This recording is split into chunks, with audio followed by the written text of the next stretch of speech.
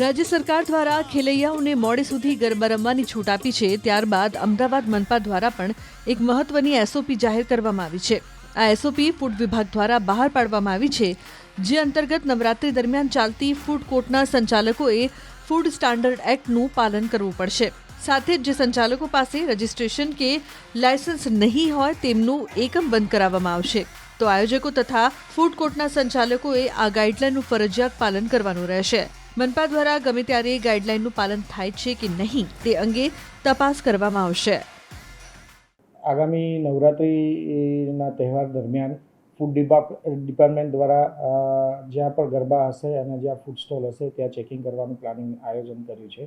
આથી food department દ્વારા એક એસઓપી બહાર પાડવામાં આવી છે કે જેમાં દરેક ફૂડ સ્ટોલ ધારકોએ લાયસન્સ અથવા રજિસ્ટ્રેશન મેળવી લેવાનું રહેશે।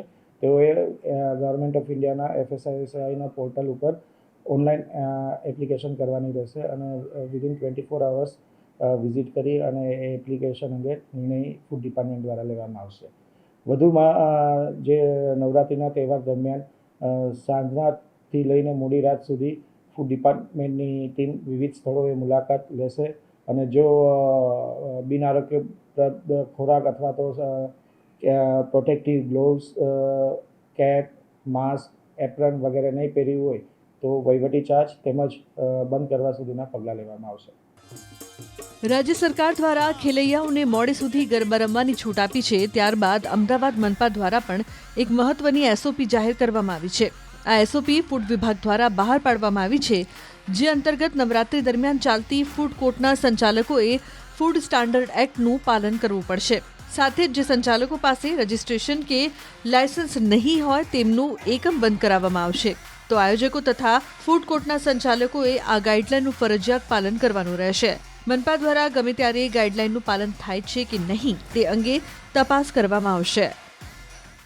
આગામી નવરાત્રિના તહેવાર દરમિયાન ફૂડ ડિપાર્ટમેન્ટ દ્વારા જ્યાં પણ ગરબા હશે અને જ્યાં ફૂડ સ્ટોલ હશે ત્યાં ચેકિંગ કરવાનું પ્લાનિંગ આયોજન કર્યું છે।